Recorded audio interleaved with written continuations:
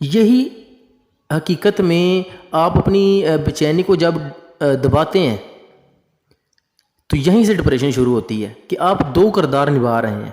جب اندر کا انسان بدلتا ہے تو اسے ڈپریشن کہتے ہیں. اس لیے سارا دن ساری رات social media T V internet کی لامحدود دستیابی سے نا یہ چھپا ہوا جو عاطف ہے یہ دھماکے سے پھٹ چکا ہے. اس بات میں کوئی شک نہیں ہے کہ ہم اس دور میں داخل ہو چکے ہیں جہاں اینگزائٹی ڈپریشن ہر دوسرے انسان کو اپنا شکار بنا چکا ہے. لوگوں کو ہنستا ہوا چلتا پھرتا دیکھ کر دھوکہ کھانے کے بجائے غور سے ان کا مشاہدہ کریں. ہر ایک انسان بیمار ہو چکا ہے جسمانی طور پر بھی اور نفسیاتی طور پر بھی. جس معاشرے میں یاد خدا تلاش خدا محبت خدا زمانہ قدیم پرانے زمانے کی کوئی بات لگتی ہو وہاں آپ کو نارمل انسان کوئی نہیں ملے گا. وہاں ایب نارمل انسان ہی ملیں گے زمبئی دکھائی دیں گے. وہ صرف اپنی ذات کے ساتھ چمٹے ہوئے ہوں گے صرف سطحی سپرفیشل زندگی گزارنے کے عادی لوگ.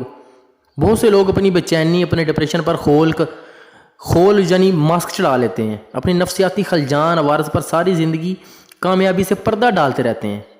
وہ مطمئن ہوتے ہیں کہ انہیں کوئی نہیں پہچانتا. انہیں کوئی دیکھنے والا خواب میں دیکھ لیتے ہیں کہ پردے کے پیچھے کیا ہے. یہ لوگ ہزاروں روپ بدل کر پھرتے ہیں. اسکول میں معصوم بچوں پر جسمانی اور نفسیاتی تشدد کے عادی استاد بچوں سے زیادتی کرنے والے بظاہر نارمل دکھائی دیتے لوگ.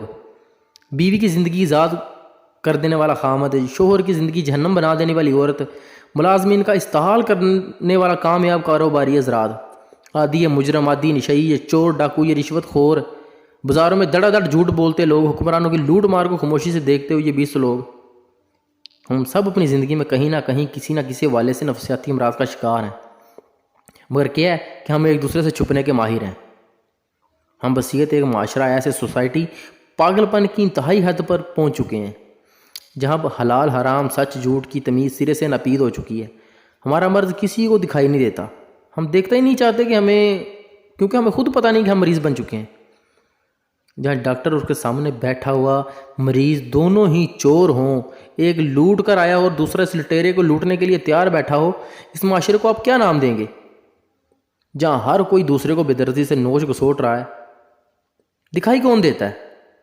جو بے دم ہے بے بس ہے بے بس ہو کر گر پڑتا ہے جو چینک اٹھتا ہے جو سب کی نظروں میں آ جاتا ہے. اینگزائٹی سے ڈپریشن میں وہ جاتا ہے جو تھوڑا سا بھی حساس ہوتا ہے سینسٹیو ہوتا ہے جذباتی ہوتا ہے ایموشنل ہے. اس کی بے چینی بڑھ جاتی ہے. بے چینی بے قابو ہو جاتی ہے آؤٹ آف کنٹرول ہو جاتی ہے.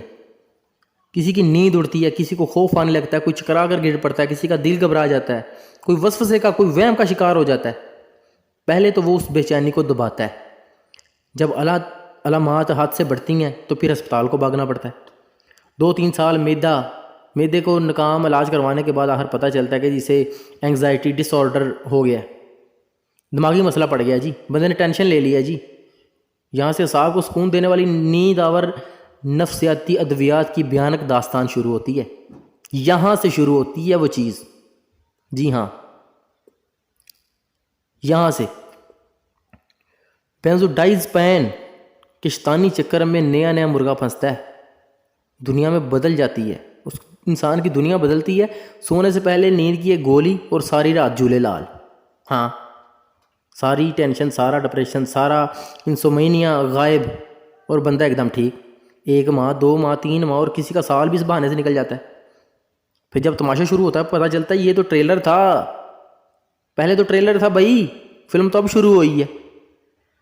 نیند کی گولی جدید طبی دنیا کے ایسا بدبو دار گنونا اور مکروہ چہرہ ہے نا جسے کوئی دیکھنے کو تیار نہیں ہے. یہ نیند کی گولی یہ نیند کی جو گولی ہے نا اور نہ ہی کسی میں دکھانے کی ہمت ہے.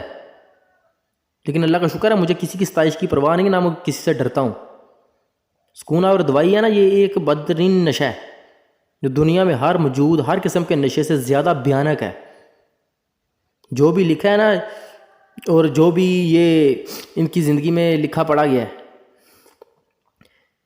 یہ شراب چرس وغیرہ یہ جو ہیروئن ہے یہ سارے تمام پرانے اور جو نشے ہیں نا یہ اس جدید نیند کی گولی کے آگے بچوں کے بھی بچے ہیں. جس آدمی کو ڈپریشن ہوا ہے پینک ہوا ہے وہ دورے پڑنے لگیں اس کے ساتھ کوئی مسئلہ ہے جسمانی یا نفسیاتی جو بھی مسئلہ ہے